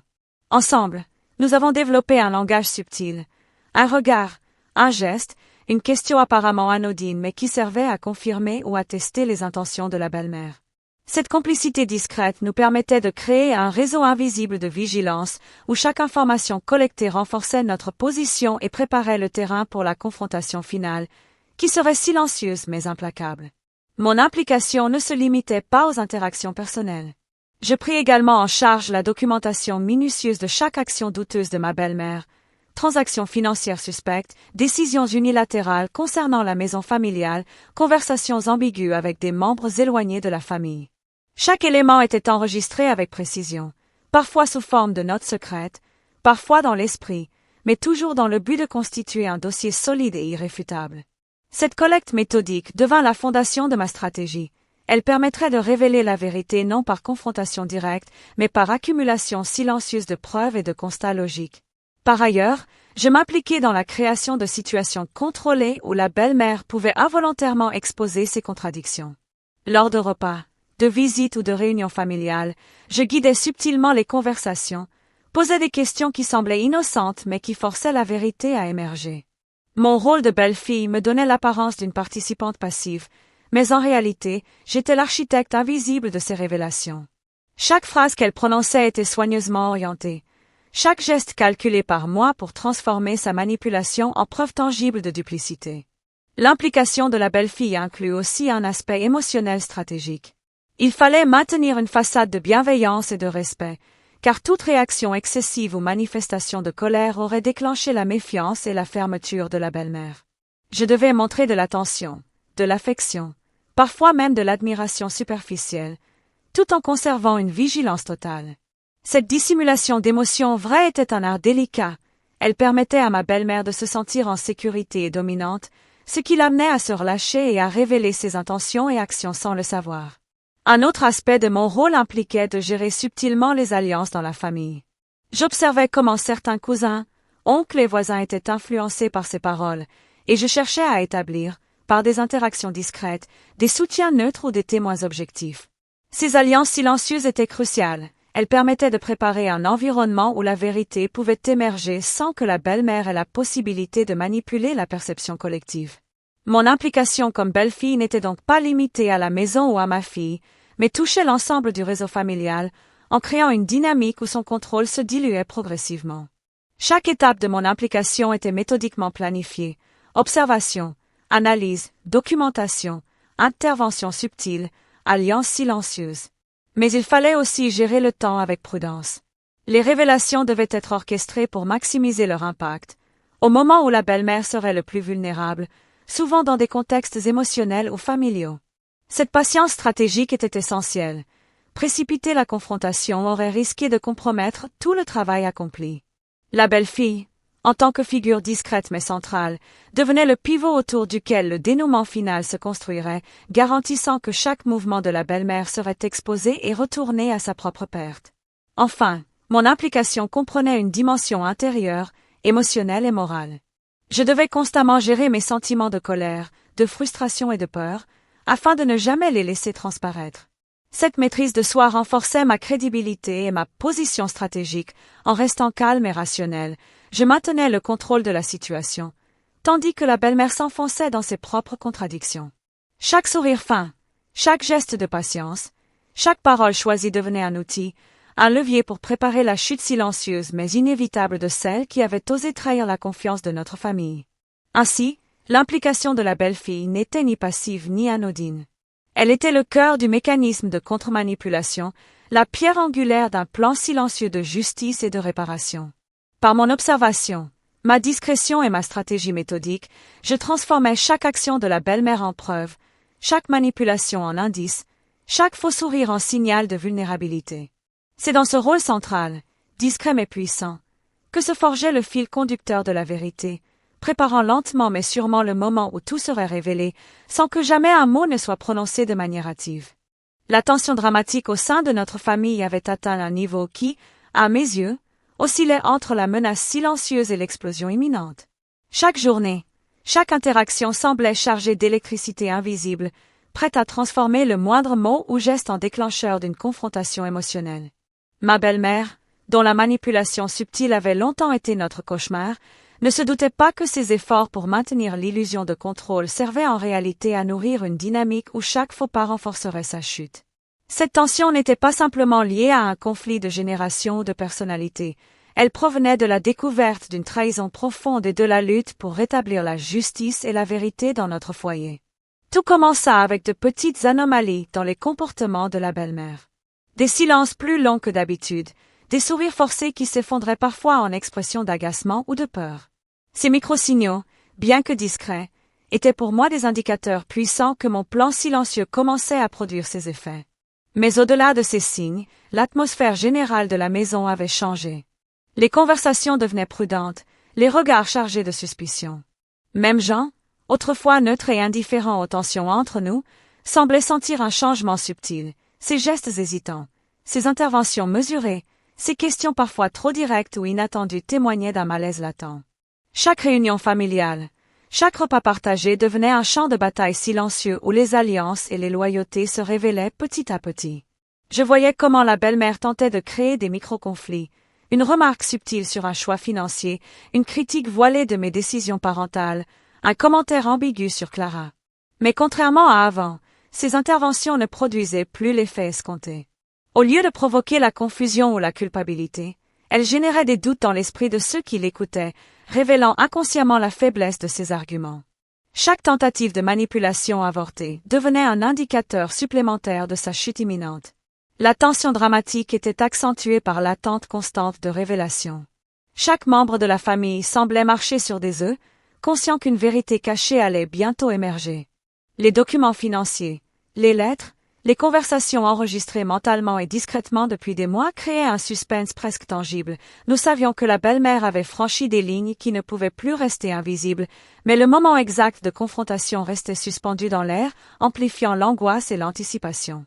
Cette attente, ce suspense contrôlé, était un élément essentiel de ma stratégie. La tension préparait le terrain pour une chute irrémédiable mais parfaitement orchestrée. Un autre facteur clé de cette tension dramatique résidait dans la manipulation des émotions. Chaque sourire, chaque parole ou geste semblait chargé d'une double intention. La belle-mère essayait de projeter la sérénité, l'autorité et le contrôle. Mais sous la surface, je pouvais percevoir l'inquiétude, la peur subtile de perdre sa domination. Cette contradiction entre apparence et réalité alimentait le stress émotionnel chez tous ceux qui interagissaient avec elle. Pour ma part, je devais maintenir une façade calme et bienveillante, ce qui n'était pas simple lorsque la pression psychologique devenait presque palpable. La maîtrise de soi devenait un art, rester souriante, patiente et polie tout en planifiant silencieusement chaque mouvement pour maximiser l'effet des révélations à venir. La tension dramatique se manifesta également dans l'intensification des interactions avec Clara. Ma fille, de plus en plus consciente des subtilités des manipulations de sa grand-mère, participait à une complicité silencieuse avec moi. Un simple regard échangé pendant un repas, un léger hochement de tête ou une question innocente posée au bon moment suffisait à valider notre plan et à contrer les tentatives de la belle-mère. Cette complicité renforçait la tension globale. La belle-mère pensait encore contrôler la situation, alors qu'en réalité, elle était observée et évaluée à chaque instant. L'illusion de contrôle, si chère à sa fierté, devenait un catalyseur de sa chute. À chaque événement familial, la tension dramatique augmentait. Lors d'un anniversaire, d'un déjeuner ou d'une simple visite, les interactions devenaient des tests silencieux. Chaque mot prononcé, chaque geste était scruté et interprété, et chaque micro-faille dans ces tentatives de domination ajoutait une couche supplémentaire de suspense. Les membres de la famille, conscients ou non, commençaient à remarquer les contradictions, les incohérences et le déséquilibre croissant dans le comportement de la belle-mère. La tension n'était pas seulement psychologique, elle devenait palpable dans l'air, dans les silences, dans les regards, dans les respirations hésitantes. Un élément déterminant de cette tension fut également la peur implicite de la belle-mère. Bien qu'elle ne puisse admettre sa vulnérabilité, ses actions trahissaient un stress croissant. Elle multipliait les tentatives de contrôle, répétait certaines histoires pour affirmer son autorité, essayait de créer des distractions, mais chaque effort ne faisait que renforcer le doute et l'attention des autres. Sa nervosité, ses sourires forcés, ses gestes maladroits devenaient des signaux que la chute approchait, et chaque membre de la famille perceptive commençait à le remarquer. La tension dramatique culminait dans une atmosphère presque théâtrale. Le silence lourd après une remarque ambiguë, le sourire figé après une accusation voilée, l'attente suspendue avant une réponse. Chaque instant devenait une scène où les émotions se mêlaient à la stratégie, où la manipulation rencontrait l'observation, et où la vérité se préparait à éclater. Ce mélange de peur, d'anticipation, d'incertitude et de préparation méticuleuse créait un suspense presque insoutenable. Nous vivions dans cette tension, observant et patientant, sachant que le moment de vérité, lorsqu'il arriverait, serait d'autant plus puissant qu'il serait entièrement préparé. Enfin, cette tension dramatique n'était pas seulement dirigée vers la belle-mère. Elle affectait toute la famille, Jean, les cousins, les voisins. Tous ressentaient inconsciemment le poids des secrets et la fragilité de l'équilibre familial. Pourtant, grâce à ma patience, ma stratégie et la complicité silencieuse avec Clara, nous pouvions transformer cette tension en une force, un levier qui garantirait que la vérité surgirait au moment parfait. Et dans ce mélange de peur, d'anticipation et de contrôle minutieux, je compris que la tension dramatique était désormais l'instrument le plus puissant pour préparer la chute finale de celle qui avait trahi notre confiance, sans jamais prononcer un mot hâtif, sans jamais perdre notre calme. Le jour des funérailles arriva avec une atmosphère lourde, pesante, presque irréelle. La maison familiale, habituellement vivante de rires et de discussions, était devenue un lieu empreint de silence, de chuchotements et de regards furtifs. Les invités arrivaient en groupes discrets, certains avec des visages empreints de tristesse sincère, d'autres masquant une curiosité non dite, car tout le monde savait que cet événement ne serait pas simplement une cérémonie de deuil, mais un théâtre où se révéleraient des vérités longtemps cachées. Je me tenais là, parmi eux, consciente que ce jour serait le point culminant de toute l'attention accumulée, le moment où chaque manipulation, chaque mensonge, chaque action de ma belle-mère serait exposée à la lumière de la vérité. La belle-mère, impeccable dans son manteau sombre et ses gants noirs, tentait de maintenir son apparence habituelle de dignité et de contrôle. Son visage était un masque soigneusement sculpté, mais ses yeux trahissaient une nervosité palpable. Chaque mouvement était mesuré, chaque sourire soigneusement calculé, mais il y avait des fissures que seuls les plus attentifs pouvaient percevoir. La tension dramatique qui s'était construite au fil des mois culminait ici, dans ce mélange d'apparence publique et de vérité privée, et je pouvais sentir le poids de l'anticipation dans chaque respiration, chaque regard échangé entre les membres de la famille.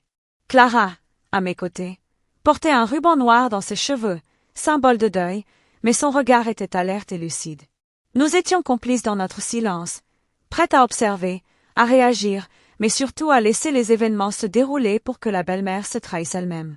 Chaque pas qu'elle faisait, chaque geste qu'elle croyait discret, chaque murmure qu'elle adressait à quelqu'un de proche servait à confirmer nos observations et à enrichir notre plan silencieux. Nous savions que ce n'était pas seulement un moment de perte, mais l'occasion ultime pour la vérité de se manifester. Lorsque le cercueil fut porté à l'église, un murmure parcourut l'assemblée. La belle-mère se tenait droite, mais je remarquai un léger tremblement dans sa main gauche, à peine perceptible mais révélateur. Les condoléances étaient échangées, des phrases polies et automatiques prononcées, mais chaque mot était calculé, et derrière ces politesses se jouait un véritable duel silencieux. La belle-mère essayait de maintenir son autorité, mais les alliances silencieuses que nous avions construites se manifestaient subtilement, des regards sceptiques, des hésitations à suivre ses directives, des sourires discrets d'approbation à mes commentaires anodins mais précis. La tension monta encore lorsque le notaire et l'avocat de la famille arrivèrent avec les documents officiels concernant l'héritage. Ces documents étaient méticuleusement préparés et révélaient les actions illégitimes ou dissimulées de ma belle-mère, ventes non autorisées, transferts financiers secrets, décisions prises à notre insu. Je n'avais rien dit, je n'avais rien montré, mais chaque mot lu à voix haute par les professionnels faisait trembler les fondations de son apparente domination. Les murmures se transformèrent en exclamations étouffées, les regards se tournèrent vers elle, et pour la première fois, sa posture rigide la trahit. Je me rappelais chaque moment où elle avait manipulé, critiqué, contrôlé, et observé comment son masque commençait à se fissurer. Sa voix, autrefois assurée et douce, se mit à trembler lorsqu'elle tenta de justifier certaines actions. Les alliés qu'elle croyait sûrs d'elle la questionnaient maintenant directement, citant des faits et des documents irréfutables. Les contradictions que j'avais patiemment notées depuis des mois éclataient devant toute l'assemblée. La belle-mère, habituée à dominer silencieusement, devenait spectatrice de sa propre chute, incapable de rectifier ou de manipuler cette vérité accumulée. La tension dramatique atteignit son apogée lorsque Clara, courageuse malgré sa jeunesse, prit la parole. Sa voix était claire, ferme, mais empreinte d'émotion. Elle rappela à tous les invités ce que sa grand-mère avait fait concernant notre maison, notre argent, et les décisions prises derrière notre dos. Chaque mot résonnait dans la nef, et les murmures qui suivirent témoignèrent du choc et de l'indignation. La belle-mère tenta de répondre, de minimiser, de détourner l'attention, mais il était trop tard. Chaque phrase qu'elle prononçait ne faisait qu'aggraver sa situation. Chaque explication devenait une confirmation supplémentaire de ses actes. Je restais silencieuse, observant chaque détail, chaque réaction. L'impact sur Jean était visible, il était partagé entre la loyauté familiale et la reconnaissance des faits irréfutables. Les cousins et les voisins qui avaient souvent pris ces paroles pour argent comptant se tournaient maintenant vers nous avec un regard nouveau, conscients de la duplicité qu'ils avaient ignorée. Et au centre de tout cela, ma belle-mère, debout, isolée dans sa vérité des faits, comprenait enfin la portée de ses actes. Les funérailles, lieu de deuil et de recueillement, se transformèrent en scène de révélation silencieuse et de justice méticuleusement orchestrée. Chaque geste calculé, chaque sourire fin, Chaque manipulation subtile qu'elle avait exercée fut retournée contre elle, sans que je n'aie eu besoin de lever la voix ou de créer de confrontations dramatiques. La tension dramatique était maximale, car le silence même devint un outil, laissant ses actes parler d'eux-mêmes devant tous. Et c'est dans ce mélange de douleur, de trahison révélée et de justice silencieuse que le climax atteignit son sommet. La belle-mère comprit, dans chaque regard et chaque murmure, que son contrôle était terminé. La vérité, accumulée dans le silence et la patience, avait triomphé. Mais malgré cette victoire silencieuse, un dernier frisson d'incertitude parcourait la famille. Que ferait-elle ensuite? Comment réagirait-elle à sa chute exposée devant tous? Le suspense demeurait, suspendu dans l'air, alors que les funérailles se poursuivaient, chargées de vérité, d'émotion et d'une tension dramatique inégalée. Lorsque la vérité éclata lors des funérailles, la réaction de ma belle-mère fut à la fois subtile et dévastatrice, un mélange de choc, de confusion et de colère contenue. Jusqu'à ce moment, elle avait toujours cru que son pouvoir sur la famille était absolu, que ses manipulations et son contrôle silencieux resteraient invisibles. Mais devant tous les membres de la famille, dans le silence lourd de l'église et au milieu des murmures étouffés des invités, la façade qu'elle avait patiemment construite depuis des années s'effondra en un instant. Son visage, jadis impassible et assuré, se transforma. Ses yeux trahissaient un mélange de peur et d'incrédulité. Sa bouche, auparavant si sûre et souriante, restait entr'ouverte, incapable de prononcer des mots qui auraient pu inverser la situation. Les premières secondes de ce moment furent presque silencieuses, comme si le temps s'était figé. Chaque regard tourné vers elle semblait amplifier la révélation de ses actions. Chaque murmure de confirmation des documents et des paroles de Clara résonnait dans ses oreilles comme un jugement irrévocable. Je remarquai comment elle tenta de réorganiser ses pensées, de reprendre le contrôle de la situation, mais la tension dramatique et la véracité des faits l'empêchaient de retrouver son assurance habituelle. Elle chercha des réponses, des excuses, des phrases pour justifier ses manipulations, mais chaque mot qu'elle prononçait ne faisait que souligner son isolement et la profondeur de sa chute. Sa première réaction manifeste fut un léger recul physique, un pas en arrière comme si elle cherchait instinctivement à créer une distance entre elle et l'assemblée, entre elle et la vérité. Son corps entier trahissait une tension extrême, les mains crispées, les épaules raides, la respiration saccadée. Elle tenta ensuite de sourire, un sourire forcé et mécanique qui échoua à masquer la panique intérieure. Je pouvais percevoir, même sans qu'elle ne le dise, la guerre silencieuse dans son esprit, l'angoisse de perdre le contrôle, la honte d'être découverte, et la peur des conséquences à venir. Puis vint la colère, d'abord contenue mais brûlante sous la surface. Sa voix, lorsqu'elle s'exprima enfin, tremblait légèrement, oscillant entre autorité perdue et indignation feinte. « C'est absurde, vous ne pouvez pas comprendre, vous ne voyez pas tout ce que j'ai fait pour cette famille. » Mais chaque mot prononcé fut accueilli par un silence pesant ou un regard sceptique, accentuant l'effet inverse de celui qu'elle recherchait.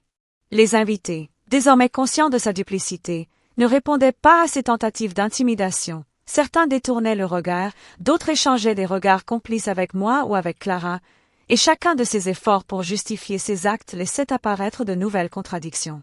Je remarquai alors une expression particulière, un mélange subtil de panique et de honte qui s'installa sur son visage. Ses yeux, qui autrefois projetaient autorité et contrôle, étaient désormais remplis de peur et de confusion. Elle regardait autour d'elle, cherchant un soutien, une aide, un signe que quelqu'un la défendrait, mais chacun des regards posés sur elle reflétait la déception, l'indignation et la prise de conscience des invités. Les alliances silencieuses que j'avais construites au fil des mois se manifestaient désormais clairement. La belle-mère était isolée, seule face à sa vérité révélée. Chaque geste qu'elle tentait pour retrouver un semblant de contrôle devenait maladroit. Elle bougeait ses mains nerveusement, les tapotant sur la chaise ou le bord du cercueil, tandis que son corps semblait vouloir fuir mais était contraint par l'attention de tous. Les mots qu'elle prononçait se succédaient de manière désordonnée, répétant parfois les mêmes justifications ou accusations, révélant ainsi l'incohérence et l'épuisement psychologique que ces années de manipulation avaient finalement engendré. Chaque contradiction renforçait l'impression auprès de tous que sa chute n'était pas seulement inévitable, mais déjà consommée. Puis la tristesse apparut. Non la tristesse du deuil, mais celle d'une perte de pouvoir et d'image. Elle baissa la tête, ses yeux se voilant de larmes retenues, comme si elle réalisait que toutes les années passées à contrôler et manipuler la famille avaient été inutiles. Sa posture, auparavant droite et confiante, se fit voûter, ses épaules s'affaissant sous le poids de la vérité et du jugement silencieux de la famille. Cette transformation physique et émotionnelle fascinait et retenait l'attention de tous, car chacun voyait la belle-mère telle qu'elle était réellement, dépouillée de toutes ses illusions de supériorité. Mais ce qui amplifia la tension dramatique fut la manière dont elle tenta de reprendre la parole pour imposer sa version des faits. Chaque phrase se brisait sous le poids des preuves accumulées et des témoins attentifs. Elle voulait rediriger l'attention, détourner la conversation, minimiser ses responsabilités, mais ses efforts ne produisaient que des effets contraires. Les membres de la famille, dont Jean et Clara, écoutaient attentivement et répondaient parfois par des questions calmes et directes, obligeant la belle-mère à s'exposer davantage et à révéler encore plus de contradictions involontaires. À mesure que les minutes passaient, je remarquai comment sa respiration devint irrégulière, comment ses mains tremblaient davantage, et comment ses yeux cherchaient des échappatoires inexistantes. La belle-mère, confrontée à sa vérité, était comme une marionnette dont les fils avaient été coupés. Le contraste entre son autorité passée et sa vulnérabilité actuelle était saisissant. La personne qui avait longtemps imposé ses règles et manipulations se retrouvait désormais totalement désarmée. Enfin, un dernier signe de sa réaction fut le silence. Après avoir essayé de défendre ses actions, après avoir tenté de se justifier et de manipuler encore une fois la situation, elle se tut. Ce silence pesant, presque irréel, était plus parlant que n'importe quelle explication. Il signifiait la reconnaissance, consciente ou inconsciente, de sa défaite. Les larmes roulèrent sur ses joues, ses épaules tremblaient, et elle resta immobile, incapable de réagir davantage. Ce silence final devint pour moi le symbole ultime de la justice silencieuse et de la patience méthodiquement orchestrée qui avait permis cette victoire discrète mais écrasante. Dans ce moment, la réaction de la belle-mère mêlait humiliation, panique, colère et désespoir. C'était le point culminant de notre plan silencieux, la manifestation ultime de sa chute devant tous. Et tandis que je la regardais, consciente de tout ce que nous avions préparé, je savais que malgré ce calme apparent, une question demeurait. Que ferait-elle après cette humiliation totale? Son prochain mouvement resterait un mystère, un suspense qui planerait sur la famille bien au-delà de ce jour funeste. La justice silencieuse que s'installa après les funérailles ne ressemblait à aucune autre. Ce n'était pas la justice des tribunaux ni celle des lois, mais une justice subtile, méthodique, implacable et invisible aux yeux de ceux qui ne savaient pas lire entre les lignes. Pendant des années, ma belle-mère avait cru que la manipulation, la tromperie et la domination silencieuse suffiraient à maintenir son emprise sur notre famille. Elle pensait que chaque mot fin, chaque sourire calculé et chaque geste de contrôle resterait impuni. Mais la vérité, accumulée patiemment par l'observation, la stratégie et la complicité familiale, avait trouvé son moment pour éclater sans besoin de confrontation violente ou de cris. La justice n'avait pas besoin d'exposer ses armes de manière bruyante, elle se faisait sentir dans le silence, dans les regards, dans les gestes et dans la conscience collective. Après les funérailles, la maison familiale semblait respirer différemment. Les murs qui avaient été témoins des intrigues, des critiques voilées et des manipulations subtiles résonnaient maintenant d'une sérénité presque palpable. Les conversations, autrefois chargées de tension, de suspicion et de peur, étaient maintenant ponctuées d'une clarté nouvelle. Les décisions, les gestes et les paroles de chacun étaient guidés par une transparence imposée par la révélation de la vérité. La belle-mère, désormais consciente de sa chute et de l'ampleur de ses actes dévoilés, restait isolée dans ses réflexions, incapable de reprendre le contrôle qu'elle avait si longtemps cru posséder. La justice silencieuse ne consistait pas seulement à exposer ses fautes, mais à transformer son pouvoir en impuissance, sa domination en vulnérabilité, son autorité en isolement. Chaque membre de la famille ressentait cette justice d'une manière unique. Jean, mon mari, oscillait entre le choc, la colère et une compréhension douloureuse des manipulations qu'il avait ignorées ou tolérées pendant des années. Il avait enfin la lucidité de voir comment chaque action de sa mère avait affecté non seulement notre maison, mais aussi le bien-être émotionnel de Clara et le mien. Les cousins et les oncles, témoins de la chute de l'autorité de la belle-mère, prenaient conscience que la loyauté aveugle avait été exploitée et que la vérité, bien que tardive, avait rétabli l'équilibre naturel. Même les voisins, qui avaient parfois été complices involontaires, comprenaient que le poids des apparences pouvait être trompeur et que la justice, lorsqu'elle est silencieuse et méthodique, est souvent la plus efficace. Le rôle de la belle-fille, moi-même, dans cette justice silencieuse fut central. Tout au long de ces mois de préparation, j'avais pris soin de documenter, d'observer et de planifier chaque interaction. chaque réaction, chaque micro-événement qui pourrait servir à révéler la vérité au moment opportun. La patience, la vigilance et la maîtrise des émotions avaient été les instruments de cette justice. Je n'avais jamais agi par impulsion ou par colère. Chaque geste, chaque sourire fin, chaque question anodine posée au bon moment avait été conçue pour guider subtilement ma belle-mère vers sa propre révélation. Et ce moment, arrivé lors des funérailles et prolongé dans les jours qui suivirent, incarnait le triomphe de cette approche. La justice était accomplie, mais sans violence, sans humiliation publique supplémentaire, et surtout, sans que j'aie besoin de prononcer un mot cruel ou injuste. La justice silencieuse s'incarna aussi dans les changements comportementaux que nous observâmes. Ma belle-mère, autrefois si autoritaire et insistante, devint prudente, hésitante et introspective. Chaque tentative de manipulation était maintenant analysée par les autres membres de la famille. Chaque commentaire voilé ou critique subtile était intercepté par la vigilance que nous avions construite ensemble. Elle avait perdu son pouvoir, non pas par confrontation frontale, mais par un processus discret, méthodique et implacable de vérité révélée, de loyauté consciente et de patience stratégique. La justice silencieuse fonctionnait ainsi comme un miroir. Elle reflétait les conséquences de ses actes directement dans sa conscience et dans l'observation attentive de tous. L'effet le plus frappant de cette justice silencieuse fut l'apaisement progressif des relations familiales. Les rancunes anciennes, les incompréhensions et les tensions accumulées depuis des années commencèrent à se dissoudre. Clara, ma fille, pouvait enfin profiter d'une relation saine avec sa famille, sans l'ombre constante de la manipulation et de la crainte. J'en retrouvais la capacité de s'exprimer et de prendre des décisions en toute conscience, conscient désormais de l'importance de la transparence et de l'équité. Les liens familiaux se reconstruisaient lentement, mais solidement, grâce à la méthode silencieuse de la justice qui avait opéré sans effusion de violence mais avec une efficacité implacable. Pour ma belle-mère, la réalisation de cette justice fut un processus long et douloureux. Elle commença à comprendre l'ampleur de ses erreurs et l'impact de ses manipulations sur la vie de ceux qu'elle prétendait protéger. La prise de conscience de sa vulnérabilité et de la perte de contrôle engendra chez elle un mélange de honte, de regret et de solitude. Elle avait sous-estimé le pouvoir de la patience, de l'observation minutieuse et de la stratégie silencieuse. La justice n'avait pas besoin d'être prononcée, elle était ressentie, vécue et inéluctablement présente dans chaque regard, chaque geste et chaque mot qui suivait les funérailles. Mais la justice silencieuse avait également un aspect protecteur. Elle ne cherchait pas à détruire pour le plaisir, mais à rétablir un équilibre moral et émotionnel. Elle permit à ma famille de se reconstruire sur des bases solides, sans crainte de manipulation future, tout en offrant à la belle-mère l'occasion de réfléchir, peut-être, de changer. Le message implicite était clair, la vérité, la patience et la vigilance sont des forces puissantes qui ne nécessitent pas de confrontation bruyante pour rétablir la justice et protéger ceux qui sont vulnérables.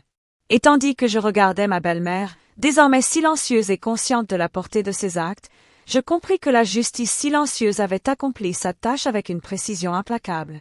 Tout avait été exposé, tout avait été observé, tout avait été documenté, mais tout cela s'était fait sans un mot de vengeance cruelle, sans un geste de haine.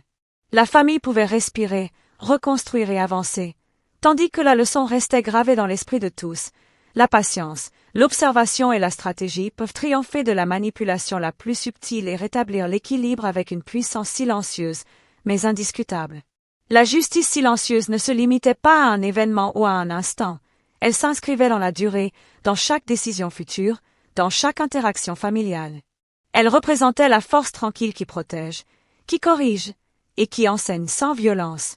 Ma belle-mère, bien que consciente de sa défaite, était désormais laissée à sa propre réflexion, confrontée à ses actions passées, tandis que ma famille, Clara et moi, pouvions enfin avancer avec sérénité et dignité. Et dans ce silence, profond, lourd et immuable, résidait le triomphe ultime, celui de la vérité, de la patience et de la justice, silencieuse mais irrémédiablement présente. Alors que les jours succédaient aux funérailles, un calme étrange mais réconfortant s'installa dans notre foyer. L'ombre de la manipulation et de la trahison qui avait longtemps pesé sur nous semblait s'être dissipée, remplacée par une clarté nouvelle, un équilibre silencieux mais profond. La belle-mère, désormais consciente de ses erreurs et de l'ampleur de ses actes, se repliait sur elle-même, affrontant ses propres regrets et la solitude imposée par sa chute. Ce silence, lourd de conséquences et de réflexions, devenait en réalité un outil de rédemption implicite. Chaque jour, elle pouvait mesurer l'impact de ses choix passés, et chaque membre de la famille pouvait respirer sans la peur d'une manipulation invisible. La justice silencieuse que nous avions orchestrée sans violence, sans humiliation publique et sans cri, avait prouvé que la patience, l'observation et la stratégie sont parfois plus puissantes que la confrontation directe. Ma fille Clara, témoin et participante discrète mais essentielle de ce processus, comprit la valeur de la vigilance et de l'intelligence émotionnelle. Elle apprit que la force n'est pas toujours dans la voix qui s'élève, mais souvent dans le calme qui observe, qui prépare et qui agit au moment le plus opportun. Ce fut une leçon de vie précieuse, inscrite dans les gestes, les regards et la manière dont nous reconstruisions nos relations familiales. Jean, mon mari, lui aussi transforma sa perception des liens familiaux. Les années de loyauté aveugle envers sa mère furent désormais teintées d'une lucidité nouvelle. Il devait protéger ceux qu'il aimait tout en maintenant l'équilibre avec respect et discernement. L'expérience de cette trahison et de cette manipulation subtile lui permit de comprendre que la confiance doit être accompagnée de prudence et que la vérité finit toujours par s'imposer, que l'on choisisse ou non de l'exposer. Chaque décision future serait désormais guidée par la conscience de cette leçon douloureuse mais nécessaire. Pour moi, la belle-fille, cette expérience fut une confirmation de la puissance du calme et de la réflexion stratégique. La vengeance n'avait pas besoin de cris ni de spectacles dramatiques pour être efficace. Elle pouvait s'exercer dans le silence, dans l'observation attentive, dans la patience et la précision. La morale de cette histoire, gravée dans le quotidien de notre famille, était claire: la justice, même silencieuse, a le pouvoir de rétablir l'équilibre et de protéger ceux qui sont vulnérables. Elle enseigne également que chaque acte a ses conséquences, et que la manipulation et la trahison finissent toujours par se révéler, tôt ou tard. La reconstruction des liens familiaux se fit progressivement. Les repas partagés, autrefois source de tension et d'inquiétude, devinrent des moments de sincérité, d'écoute et de complicité. Les rires reprirent timidement leur place, et l'air de la maison s'allégea d'un poids invisible mais omniprésent. La belle-mère, désormais consciente de ses erreurs, restait à sa place, silencieuse mais présente, observant peut-être, réfléchissant peut-être, tandis que notre famille reprenait ses marques avec prudence mais confiance. Chaque interaction était désormais imprégnée d'une vigilance douce mais ferme, un équilibre subtil entre pardon, justice et protection. Et pourtant, au cœur de cette conclusion, il restait une question suspendue, un suspense léger mais persistant. Comment ma belle-mère réagirait-elle face à sa chute et à son isolement intérieur sur le long terme? Ses prochains choix, ses prochains gestes, restaient inconnus, comme un écho discret dans notre quotidien désormais apaisé. Ce mystère, loin de troubler notre paix retrouvée, ajoutait une profondeur à la leçon apprise. La vie est faite de vérités révélées progressivement, de justice silencieuse et d'équilibre subtil à préserver avec prudence et intelligence. La morale ultime, celle que nous garderions tous en mémoire, résidait dans la combinaison de patience, de stratégie et de vigilance. La manipulation et la tromperie peuvent dominer temporairement, mais elles ne résistent pas à la persévérance calme de ceux qui observent, analysent et attendent le moment opportun. La justice, même silencieuse, est implacable et révélatrice. Et dans le calme retrouvé de notre famille, chaque sourire, chaque geste, chaque mot était désormais empreint de vérité, d'authenticité et d'un respect profond pour les liens reconstruits, laissant derrière nous le poids des secrets et de la trahison, et ouvrant la voie à un futur plus serein, conscient et équilibré. Ainsi se termine notre histoire, non pas avec la vengeance bruyante ou la confrontation spectaculaire, mais avec une leçon de vie. Le silence, la patience et l'observation attentive peuvent suffire à rétablir la justice et protéger ceux que l'on aime, tout en laissant aux fautifs le temps de réfléchir à leurs propres erreurs. Et même si la paix semblait désormais installée, la question persistait. Que ferait-elle ensuite, seule avec ses regrets et ses vérités révélées? Ce suspense final, délicat et troublant, laisse à chacun la liberté d'imaginer la suite, rappelant que dans chaque famille, les secrets, les manipulations et les leçons de vie restent toujours à surveiller, avec prudence et intelligence. Et, une nouvelle vidéo apparaît actuellement sur votre écran, regardez-la avant qu'elle ne disparaisse.